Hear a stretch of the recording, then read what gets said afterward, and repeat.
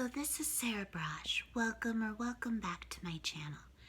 So I wanted to do a video about how John McWhorter, the linguist from Columbia University, absolutely fantastic. He's one of the biggest proponents of being against woke intersectional feminism, critical race theory, the woke tyranny, especially on college campuses.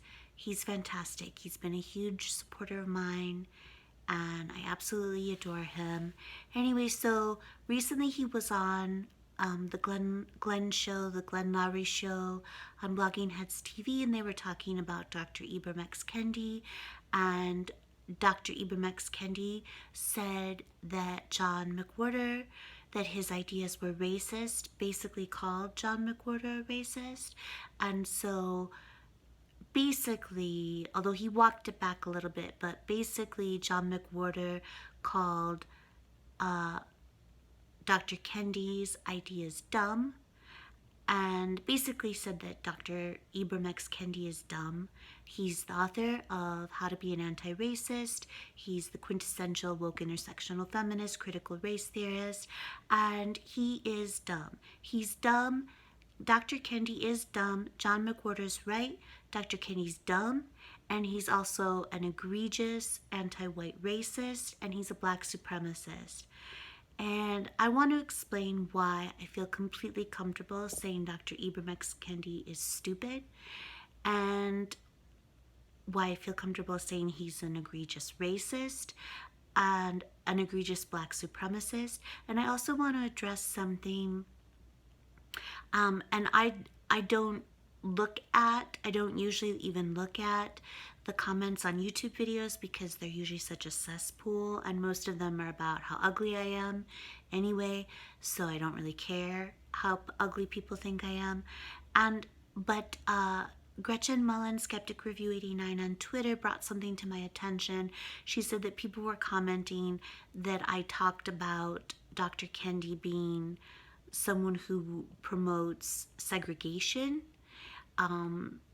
And I want to explain that because I got some pushback about that he's not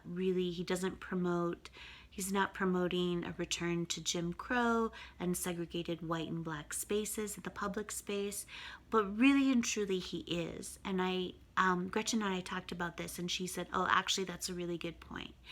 And I think that it helps people to understand, to think about it in the context of Twitter in particular, because now we make the strong argument, and I think it is a strong argument, that social media has become the new public square. It's a virtual public square, so it is the public space, right? It is the public space. And so I want to first say that the reason why I feel completely comfortable saying that Dr. Ibram Kendi is totally stupid, completely stupid, is because he is the basically like the premier woke intersectional feminist critical race theorist, and woke intersectional feminism and critical race theory are utter bigotry and stupidity. They're stupid. They are so stupid because they have as a foundational premise the dismantling of the constitutional principles, the U.S. constitutional principles of due process and equal protection for white people. For white people, okay? So basically, white people don't get due process. The foundational premise of and if they don't get due process, that they don't get equal protection of the law.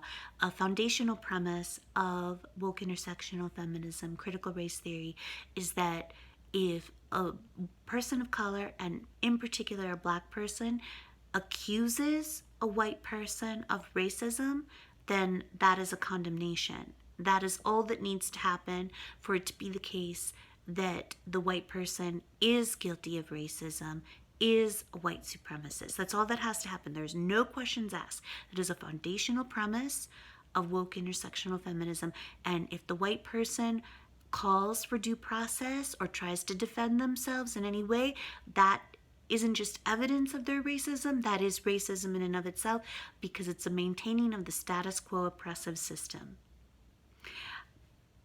And so the reason why this is just straight up stupidity, it's straight up bigotry, of course. It's straight up bigotry, of course. It's an undermining and dismantling of civil rights. It's an undermining and dismantling of equal protection and due process. And so it is straight up bigotry. It is straight up bigotry. It is evil racism.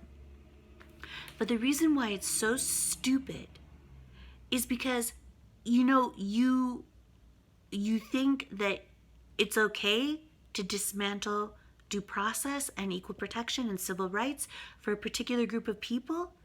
You think that's okay? What do you think is going to happen when you're not in power? What do you think? It always seems great to people to destroy our political, social, legal institutions that guarantee civil liberties for one and all. That always sounds like a really good idea when the only people whose rights are being taken away are the people that you don't like because you're a bigot, because you're the racist, because you're an anti-white racist, because Dr. Kendi is an anti-white racist. It sounds really good to him to take away due process and equal protection and civil rights for white people. What's going to happen when you're not the one in power anymore? What's going to happen? You destroy those institutions, they're really hard to get back. It is really easy to destroy institutions, social institutions that guarantee the civil liberties of one and all. It's really hard to get them back. It's really hard to build those institutions from the ground up. Okay, so what's going to happen if you think you're always going to be in power? You think you're always going to be in power? You think you're always going to be the one calling the shots? Because I can guarantee you that that is not the case. And that's why it is so stupid. It is so short-sighted. It is so short-sighted and is so abominably stupid to undermine due process and equal protection and civil rights, to undermine the U.S. Constitution. I get really upset about this. I get so upset about it because I just think it's so stupid. John McWhorter is exactly right, okay? Woke intersectional feminism and critical race theory and the ideas of Dr. Ibram X. Kendi are abominably stupid. They're stupid. It's so stupid. So I just wanted to make that really clear. And then I just wanted to end with the point, I don't want this video to get too long, but I just wanted to end with the point about segregation. So think about Twitter, right? It's the new virtual public square. So if you're denying a group of people based on race, due process and equal protection of the laws, or you might think in this case of the Twitter terms of service, and if you're denying, due process and equal protection to people on the basis of race, then you are segregating. That is, you're segregating the virtual public square. You're segregating the virtual public space. Now this carries over to the physical public space as well, but it's so inherent to the fact that you are denying a group of people based on race, due process, and equal protection. You are inherently, that's segregation. It's inherent segregation of the public space. And so that's why I feel completely comfortable saying that, Dr. Ibram X. Kendi is arguing for public racial segregation, right?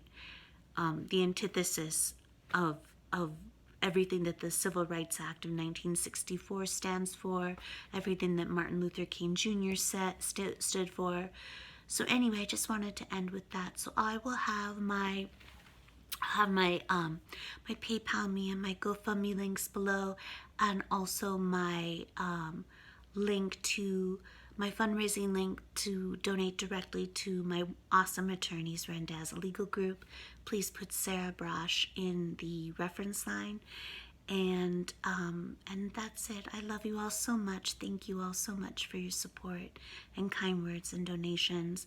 Please donate to my legal fund so that we can restore due process and equal protection at Yale and on campuses across the U.S. and everywhere. Okay, have a great night.